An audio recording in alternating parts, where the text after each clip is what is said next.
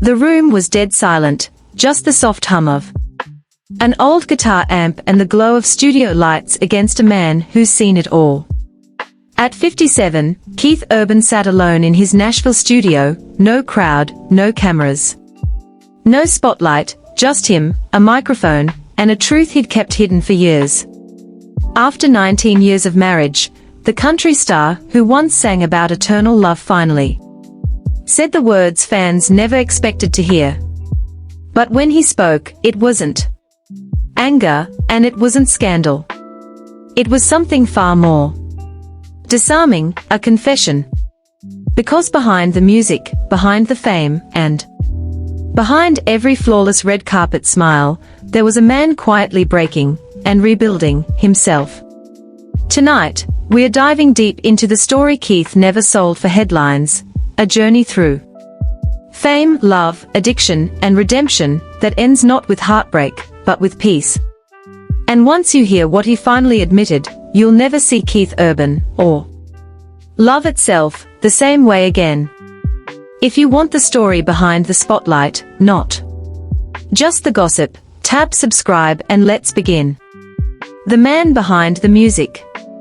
Before the silence, there was sound, the kind that could fill stadiums and still feel personal. For years, Keith Urban was the face of perfection in country music, blue-eyed, leather boots, a guitar slung low, and a smile that made even heartbreak sound hopeful. He wasn't just a musician, he was an illusion. The golden boy who made pain sound poetic, the dreamer from down under who conquered Nashville and captured Hollywood's heart. To the world, Keith seemed untouchable. He had it all, the awards, the applause, the beautiful wife, and the life every aspiring artist imagined when they picked up a guitar for the first time. But fame has a weird way of polishing the surface while hiding the cracks. Behind that confident grin was a man quietly drowning, not in failure, but in expectation. Every night, he stood under blinding stage lights, thousands of faces cheering his name. Yet somehow, he felt completely alone. The louder the crowd, the quieter his soul became. As his songs climbed the charts, so did his loneliness, the kind that no spotlight could brighten.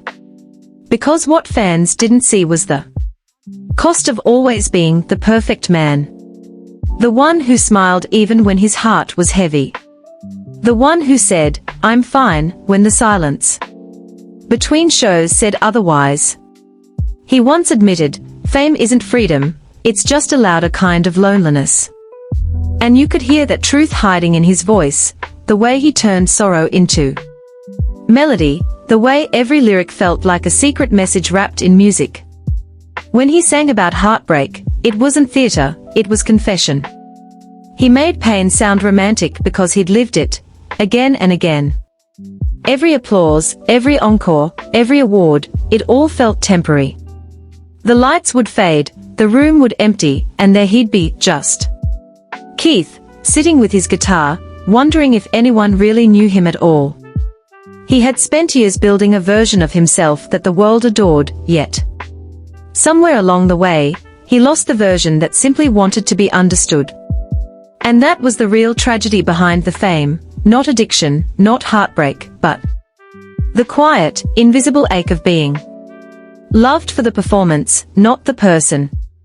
But what Keith didn't know then was that fate was about to introduce him to someone who could finally see through the spotlight, someone who would change everything he thought he knew about love and about himself.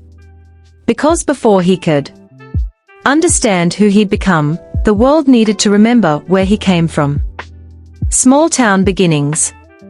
Long before the fame, before the awards, before the world even knew his name, there was a shy kid sitting on the floor of a small house in Caboolture, Australia, tracing the frets of a guitar with blistered fingers. His family didn't have much. His father sold instruments part-time, and his mother filled their tiny home with the voices of Merle Haggard, Don Williams, and Glenn Campbell. That sound became his escape. Keith Lionel Urban wasn't the loud kid in class, or the one who dreamed of football glory. He was the quiet one, awkward, soft-spoken, and endlessly fascinated by music that seemed to come from a different world. While other kids chased rugby balls, Keith chased rhythm. His classmates teased him for listening to American country music, calling it old people's stuff. But he didn't care. He felt something in those songs, a kind of honesty he didn't hear anywhere else. When he was just 6, his father noticed his obsession and bought him his first real guitar. It wasn't fancy, just a second-hand instrument with scratches and worn frets, but for Keith, it was everything. He played until his fingers hurt, then played some more. When the strings broke, he tied them back together. When they rusted, he cleaned them with care. He wasn't just learning chords, he was teaching himself how to speak through sound. By the time he was 9, he was performing at local talent shows, standing nervously in front of small-town crowds who didn't yet realize they were watching a future global star. He didn't have the swagger or the polish of an entertainer. What he had was sincerity, a raw, trembling voice that carried more emotion than confidence. Judges smiled, parents clapped, and Keith went home replaying every missed note, determined to get better. His perfectionism began early, not out of vanity, but out of gratitude. His parents had sacrificed for his dream, especially his father. When Keith turned 12, his dad did something unthinkable. He mortgaged their family home to buy him a top-quality guitar. "Make it count," he said. And Keith never forgot those words. That guitar wasn't just an instrument, it was a promise. He spent endless hours watching tapes of Chet Atkins and copying every lick, every slide, every subtle bend of the string. While other kids were out with friends, he was alone in his room, chasing tone, the perfect sound that could make a stranger feel what he felt. Those nights, music became his first real friend. The guitar didn't judge him. It didn't laugh. It just listened. By 15, he was performing in local bars. The youngest musician in rooms filled with smoke, laughter, and heartbreak. He'd play for people too drunk to notice, but he gave them everything. Anyway, each night was another lesson: how to win over an audience, how to endure rejection, and how to keep believing even when nobody else did. He once said, "Music was the only language I didn't stutter in." And maybe that's why he never stopped playing, because the moment he picked up that guitar, the world made sense. In a small Australian town where dreams were supposed to stay small, Keith Urban found a way to make his sing. The strings never judged him, they saved him. And with that salvation in his hands, he was ready to chase something bigger, a dream called Nashville. Nashville, the dream and the struggle. By the early 90s, Keith Urban had outgrown the small-town bars of Caboolture. The applause was nice, but he wanted something more, not just success, but a place where his kind of music actually belonged. 4 years. He'd seen the word Nashville printed on the backs of the records he worshipped. And it sounded like a promise. So in 1992, at just 24, he packed his guitar, his hope, and not much else, and boarded a plane toward a dream that would test every part of him. When he arrived, the dream didn't look golden. It looked gritty. The streets of Nashville were crowded with hungry musicians, each carrying the same belief that one song could change everything. Keith was just another face with a guitar, another hopeful voice in a city overflowing with them. He was broke. sleeping in cramped apartments with thin walls, where the hum of old air conditioners mixed with the faint sound of guitars from the next room. Sometimes he'd go to bed hungry, staring at the ceiling, promising himself that tomorrow he'd play better, and maybe someone would finally notice. He took every gig he could find, backup guitarist, 4 singers who barely remembered his name, demo sessions for a few dollars an hour, open mics that paid in beer and applause. Most nights, he performed for half-interested strangers who clapped out of habit, not admiration. But Keith didn't care. Every bar was a battlefield, and he kept playing like it was the Grand Ole Opry. He wasn't chasing fame, he was running from failure. That hunger became his engine. It was survival, not ambition. Every rejection, every empty wallet, every long night hauling amplifiers through the rain, it carved a toughness into him that no hit song could ever teach. He found 2 other musicians who shared his desperation, and together they formed a band called The Ranch. 3 dreamers, 3 believers, 1 mission, to make the world listen. They played anywhere that would have them, smoky bars, rodeos, state fairs, often driving hundreds of miles for a single show. The crowds were small, the money worse, but the fire in their music was real. Still, the loneliness of the road began to creep in. He spent birthdays in motel rooms, eating cheap takeout and scribbling lyrics that felt too raw to sing out loud. When exhaustion came, he found comfort in a bottle, at first just a drink to calm the nerves, but slowly it became a crutch. The line between passion and pain blurred. He once said, "It's not ambition that keeps you alive, it's hunger." And yeah, that hunger straight up dragged him past limits most people never even get close to. He'd finish a show at 2 a.m. then stay up till sunrise rewriting lyrics, tweaking lines, chasing that perfect sound like his life depended on it. And even when it felt like nobody gave a damn, Keith still refused to quit. Years of struggle toughened him up, but they also stripped him down to the core. They purified him. He learned humility. He learned discipline. And more than anything, he learned who he really was when the dream didn't love him back. Then, after almost a decade of being invisible, the break finally hit. In 1999, his self-titled American debut album landed on the radio, and just like that, the quiet kid from Caboolture became a rising name in country music. Songs like "But for the Grace of God" and "Where the Blacktop Ends" blew up the charts, and people finally started saying the words he'd been dying to hear his whole life: "That voice is different." Fame came fast, awards, interviews, headlines, the whole circus, but under all that shine, the same loneliness was still hanging around. He'd escaped failure, sure, but peace? Not yet. He'd figured out how to make the world listen. Now he had to learn how to live with what it heard. And that's when his story took a sharp turn, one that would test everything he thought he knew about love, redemption, and himself. Quick pause: if stories like this hit you in the chest, smash subscribe. We share the real lives behind the headlines, every single week. The rise and the addiction.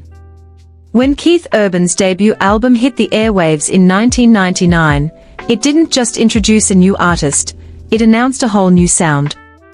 His voice wasn't that usual country twang, or glossy pop polish. It was raw, emotional, real, the sound of someone who'd actually lived the words he sang. Tracks like "But for the Grace of God" and "Where the Blacktop Ends" turned into anthems for people chasing hope through heartbreak. Nashville had finally found its next big star. The industry crowned him fast. Awards came flooding in: top new male vocalist from the ACMs, the CMA Horizon Award, standing ovations that felt endless. The kid who once played for beer money and a little applause was now the guy the whole world was clapping for. But behind all that noise, something darker was whispering. Keith had finally reached the life he'd dreamed about, but instead of peace, he felt pressure. The more success he got, the more perfect he was expected to be. Every lyric, every show, every smile had to fit the image, flawless, charming, untouchable. He was living the dream, but it didn't even feel like his anymore. Fame gave him everything, except silence. The lights never shut off. The interviews never slowed down. The expectations just kept stacking up. Every night he'd walk off stage into a dressing room that felt colder than the crowd outside. The applause died down, but the emptiness stayed loud. So he reached for something that promised to shut it up, the bottle. At first, it was just to take the edge off. A drink to calm the nerves. A glass to celebrate another hit, another tour, another interview. But slowly, it turned into something else. What started as relief became routine, and the routine turned into dependence. He laughed louder, stayed out later, worked harder, anything to drown out that voice whispering, "You're still not enough." Onstage, his charm became legendary. Offstage, he was in a full-on war with himself. The same fire that made him magnetic under the spotlight was tearing him apart behind closed doors. He would later admit, "Fame didn't free me, it just made the cage louder." To fans, he was unstoppable. But the people closest to him could see the cracks starting to show. Nights blurred together. The exhaustion crept onto his face. He'd show up to sessions looking empty, but still nail perfect takes, still grin for cameras, still act like everything was cool. Because in his world, perfection was the only currency that mattered. He was terrified of losing it all, terrified that if people saw the truth, the clapping would stop. So he tightened the mask, flashed a brighter smile, and kept performing like nothing was wrong. But pain always finds its way into the music. Listen closely to the songs from those years, and you can hear it, the ache between the lines, the sadness wrapped up in melody. Every lyric was a confession he wasn't ready to say out loud. By the early 2000s, Keith Urban was one of the biggest names in country music. But for every trophy on his shelf, there was a battle raging behind the scenes that nobody knew about. The crowds loved him. The cameras adored him. But Keith Urban, the man behind the smile, was quietly falling apart. And then, one night in Los Angeles, at a glittering charity event surrounded by Hollywood stars, fate walked straight into his life, in the form of a woman who would change everything. The night he met Nicole. It was the summer of 2005, a warm Los Angeles night, the kind that glows with glamour and hidden burnout. Keith Urban was there for a charity event, one of those shiny Hollywood gatherings where every smile feels practiced and every handshake has an agenda. By then, he was a full-blown country superstar, the charming Aussie who'd conquered Nashville, and was now rubbing elbows with movie legends and music icons. But under the tailored suit and effortless grin, that familiar emptiness was creeping back in. He was exhausted. Tired of pretending he was okay. Tired of being the guy everyone loved, but nobody really knew. Then, across the room, he saw her. Nicole Kidman, radiant, graceful, calm in a sea of noise. She was Hollywood royalty, fresh off another award-winning performance, but something about her felt different that night. She wasn't performing. Her beauty wasn't loud or attention-hungry, it was quiet, almost fragile. She stood with her hands gently clasped, smiling politely, but her eyes looked far away, tired, just like his. Keith would later say, she didn't see the fame. She saw the man beneath it. When they finally talked, it wasn't celebrity small talk or scripted charm. It was just two people, both worn down from pretending, both craving something real. He cracked a small, awkward joke about being way out of place among Hollywood royalty. She laughed, not the red carpet laugh, but a real one, soft and unguarded. That moment, he later said, felt like someone opening a window in a room I didn't even know was suffocating me. They talked for hours, about music, life, growing up far from the spotlight. He told her about long nights playing bars in Australia, about his dad mortgaging the house so he could chase a dream. She told him about feeling misunderstood in Hollywood, about how fame can still leave you lonely even when you're surrounded by people. It was instant. Electric. Not loud or dramatic, more like a quiet hum only two souls could hear. For the first time in years, Keith started writing songs that didn't come from pain, but from possibility. The lyrics softened. The melodies eased up. Love became his medicine, and Nicole, his muse. But there was something she didn't know yet. The man who gave millions hope through his music was still battling demons when the lights went out. His addiction was a shadow that wouldn't fully let go. Even as he fell for her, parts of him were still falling apart. But when Nicole looked at him, he didn't feel broken, he felt seen. Years later, he said, "She gave me the courage to stop surviving and start living." That one meeting flipped everything. The man who once played guitar to escape pain now played it to celebrate love. Their connection moved fast, but it never felt rushed. Within months, they were inseparable, two people from totally different worlds finding peace in each other's quiet. For Keith, love wasn't just romance, it was redemption. It was the hand pulling him out of a spiral he'd been stuck in for years. And for Nicole, it was healing too, proof that something real could still exist, even in Hollywood. That charity night in Los Angeles became the beginning of a love story that would inspire millions, two broken souls finding light in each other. But every miracle has a shadow. And soon, the same spotlight that brought them together would start testing the strength of everything they'd built. Wedding and redemption. By mid-2006, their whirlwind romance had grown into something deeper, something neither fame nor fear could stop. When Keith Urban and Nicole Kidman announced they were getting married, the world reacted instantly. Two of the most glamorous people on the planet tying their lives together, it felt straight out of a movie. But for Keith, it wasn't about spectacle. It was about survival. The wedding took place in Sydney, Australia, at St. Patrick's Estate, a stone cathedral glowing under candlelight, its windows catching the last golden stretch of sunset. Outside, the sea shimmered like it knew history was happening.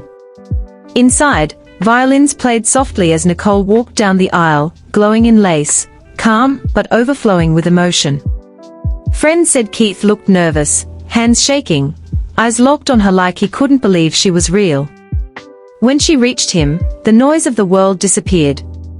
For one breathless moment, it wasn't about Hollywood or Nashville. It was just two people who'd been through hell, finally standing still. And when he kissed her, it felt like forgiveness, a lifetime of mistakes washed away in 1 second of grace. To outsiders, it looked perfect, the country star and the Oscar winner, wildly successful and finally at peace. But the people who really knew Keith understood that peace was fragile. His heart was full, but the silence inside him, the silence addiction leaves behind, was still there. He'd fought it before. He thought he'd beaten it. But addiction doesn't disappear because you fall in love. It waits. Still, those first months of marriage were beautiful. Nicole brought light into his life, and Keith poured it straight into his music. His next album, Love, Pain and the Whole Crazy Thing, became a mirror of that transformation. Songs like Stupid Boy and Once in a Lifetime felt raw, emotional, and totally unfiltered, like straight-up diary pages sung out loud. You could hear the gratitude in every chord, the ache in every pause. Critics called it his masterpiece, but Keith honestly didn't give a damn about reviews anymore. He cared about truth. On stage, he looked unstoppable, lighting up crowds with the same fire that had once burned him alive. But behind the curtain, he was walking a tightrope. Fame still demanded perfection, the pressure never really disappeared, and old habits kept whispering from the shadows. He smiled through interviews, laughed on red carpets, but some nights he felt that familiar pull, the temptation to quiet his mind the way he used to. He hid it well, even from her. But Nicole felt it, the unease behind his jokes, the tension in his voice. And while she loved him deeply, she also knew love alone couldn't save a man still at war with himself. Still, she refused to run. She believed in him the way his father once had, fully, fiercely, no hesitation. And that belief became his anchor. She'd sit beside him while he practiced guitar late into the night, listening, patient, grounded. He later said, "She made me believe that home wasn't a place, it was a person." For the first time, Keith's life had rhythm and harmony again. He'd found the kind of love he used to write about, but never really understood. But storms don't usually disappear, they just go quiet before coming back. And just 4 months after that breathtaking wedding, the headlines shattered the illusion. Keith Urban enters rehab. The world gasped. The fairy tale cracked. But what came next proved their story wasn't about tragedy, it was about redemption. Rehab and rebirth. Just 4 months after their beautiful wedding, the headlines hit like thunder. Keith Urban enters rehab. The story spread instantly, from Nashville tabloids to Hollywood talk shows. Fans were stunned. How could the golden couple, glowing with light and laughter, already be facing something so dark? But the truth was, this wasn't weakness. It was a man finally admitting he couldn't keep living behind a mask. For years, Keith hid his pain behind guitars, stages, and smiles. But now, standing in front of the woman he loved, there was nowhere left to hide. The pressure, the expectations, the perfection, it all came crashing down. And this time, instead of running from the mess, he faced it. He checked himself into rehab, not to save his career, but to save his life. While the world speculated, Nicole stayed quiet. No statements. No interviews. She just packed her bags and flew to be by his side. When reporters later asked why she didn't leave, her answer was simple and powerful, because love doesn't run. Those 4 words defined that entire chapter of their marriage. While others turned his struggle into gossip, she turned it into a vow. Every day, she visited quietly, protecting him from the noise outside, reminding him that healing wasn't about shame, it was about courage. The Los Angeles Times confirmed that just 4 months after their Sydney wedding, Keith Urban voluntarily entered a treatment facility for alcohol addiction, asking fans for understanding and privacy as he began recovery. In a 2014 interview, Keith openly credited Nicole Kidman with staging the intervention that forced him to face his addiction. He said, "She saved my life, not by fixing me, but by believing in me." Inside rehab, Keith faced the hardest performance of his life, learning how to live without pretending. The days were long and brutal. No cameras, no guitars, no applause, just silence, truth, and accountability.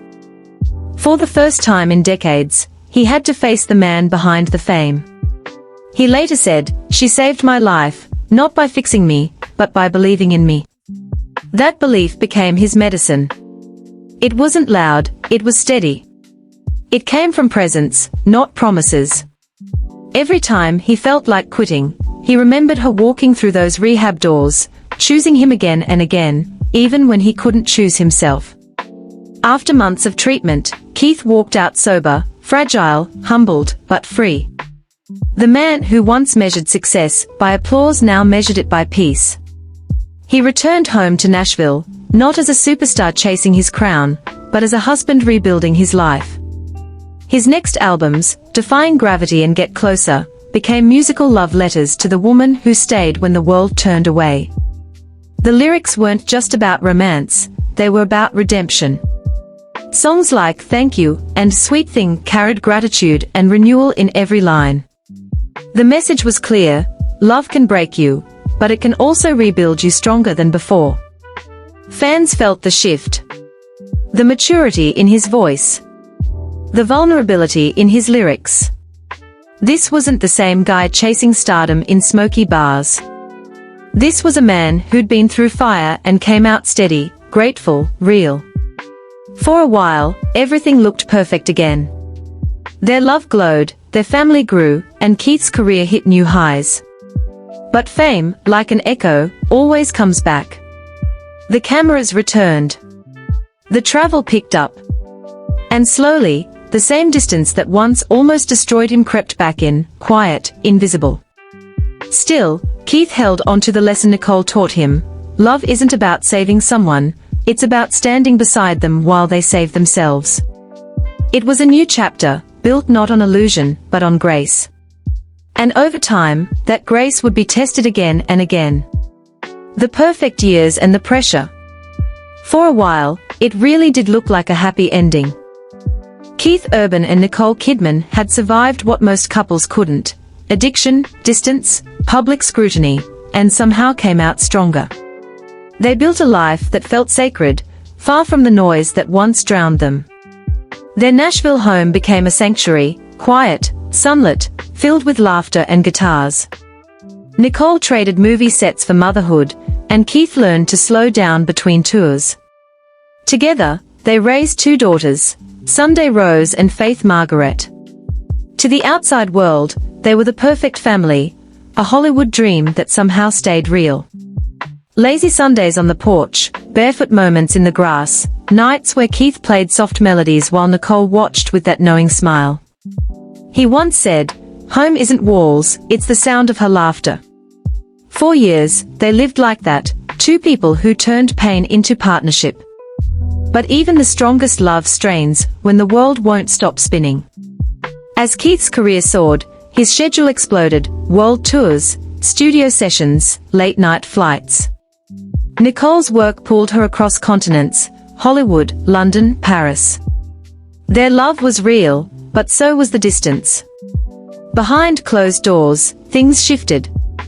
Calls got shorter. Texts turned routine. Time together became scheduled. Sometimes they passed each other in airports more than in their own hallway. They weren't drifting because love was gone, they were drifting because life refused to slow down. Keith always said, "Love isn't about grand gestures, it's about showing up when you're exhausted." And they tried. Over and over. But exhaustion eventually talks louder than words. The perfection the world saw was real, but incomplete. They smiled at award shows, held hands on red carpets, laughed in interviews. But when the cameras shut off, silence sometimes filled the room. Not angry silence, just absence. The kind that comes from living in parallel instead of together. It wasn't a crash. It was a slow unravel. Their daughters brought joy. Their memories softened the edges. But the rhythm of the marriage changed. What once felt effortless now required effort. Keith played songs on stage the world thought were love stories, and they were, just not always about the present. Nicole buried herself in roles, women torn between strength and sorrow, mirroring truths she wasn't ready to say out loud. Friends noticed before the press. At dinners, Keith talked about music and fatherhood, rarely about them. Nicole smiled and said, "We are both very busy." To outsiders, it sounded normal. To those who knew, it was a sign the harmony was shifting. Because that's how love fades, not with shouting or shattered glass, but with long absences and polite goodnights. And Keith began asking the question that haunts every artist balancing passion and peace. How do you hold forever, when fame won't let you pause? It wasn't the end, not yet. But the melody was fading into silence. And soon, that silence became impossible to ignore. The quiet separation. By the time tabloids caught on, the distance had already grown for years. No fight. No betrayal. No messy scandal. Just silence slowly replacing laughter. For two people who survived chaos together, this quiet hurt more. The signs were subtle. Keith appeared at award shows alone, saying Nicole was filming. Nicole walked premieres solo, saying Keith was on tour. Fewer red carpets. Fewer interviews. Social media posts slowed, then stopped. Rumors followed. But the truth was softer and more human. They weren't enemies. They weren't angry. They were evolving apart, two lives once perfectly synced now moving to different rhythms. Love didn't disappear, it changed shape. As Keith once said, love doesn't always end, sometimes it changes shape. Nicole leaned into her craft, taking on emotional roles that mirrored her own journey, women who loved deeply but learned to let go. Big Little Lies became her rawest, most haunting performance. Off-screen, she was processing transformation. In a recent interview, she described feeling broken, then finding strength through acceptance and gratitude. Online noted her reflections weren't bitter, they were about growth. Keith returned to his first refuge, music. But this time, it was different. No stadium anthems. No fiery love songs. Just stripped-down ballads, acoustic, honest, vulnerable. Songs written not to impress, but to survive. He gave fewer interviews, smiled less for cameras, spoke more softly. When asked about his marriage, he'd pause and say, "We're doing our best. She'll always be my family." No bitterness. Just acceptance. They didn't unfollow each other, didn't wipe their past, didn't fuel the gossip machine Hollywood lives off. Instead, they chose grace, which, honestly, is rare in a world that eats drama for breakfast. But don't get it twisted, it still hurt. They'd built an empire on love and resilience, and now they were figuring out how to live with space, not as punishment, but as respect. They loved each other hard, and that love deserved to fade softly, not explode. People close to them say the toughest part was breaking the habit of being us. They still called a lot, still shared photos of their daughters, still sent birthday wishes. But the vibe was different, no rush of romance anymore, just real gratitude. And maybe that's the realest kind of love, the kind that survives, even when it doesn't fit the same way. The world kept waiting for a big reveal, a reason, some messy scandal, but it never showed up. Because there wasn't one. Their story wasn't about cheating or blame. It was about two people who walked together as far as they could, then quietly chose peace over pretending. To outsiders, it probably looked like the end of a fairy tale. But for Keith and Nicole, it was something else, a shift, not a crash. The fairy tale didn't break. It just grew up. And when Keith finally spoke on it, the world realized this wasn't a story about loss, it was a masterclass in grace. Keith's confession at 57 came low-key, no press run, no headlines, no chaos. Just a man, a guitar, and a truth it took him 57 years to really get. Keith Urban was back where it all started, Nashville, the city that made him and almost wrecked him. The same studio, where he once chased perfection now glowed with soft golden light. This time, though, there was no producer, no cameras, no crowd waiting for the next hit. Just Keith, his guitar, and that heavy silence you feel after decades of noise. For years, people guessed what really went down between him and Nicole. The tabloids wanted dirt, fans wanted answers, the world wanted closure. And finally, he gave it, not in an interview, but in something way more personal, his music. During a small acoustic show in Nashville, Keith stopped mid-set. The crowd, thousands deep, went dead quiet. He leaned into the mic, his voice lower, steadier, more vulnerable than anyone had ever heard. "I know people have been wondering," he said softly. "What happened, why it happened. But the truth's simple. It wasn't cheating, it was growth." The room froze. No claps. No movement. This wasn't gossip, it was a confession. Keith went on, choosing every word carefully. "We didn't stop loving each other. We just grew in different directions. Love doesn't always die, sometimes it just changes shape." You could feel it, the weight, the stillness, thousands of people listening to a man finally at peace with the hardest chapter of his life. He talked about forgiveness, not only for others, but for himself.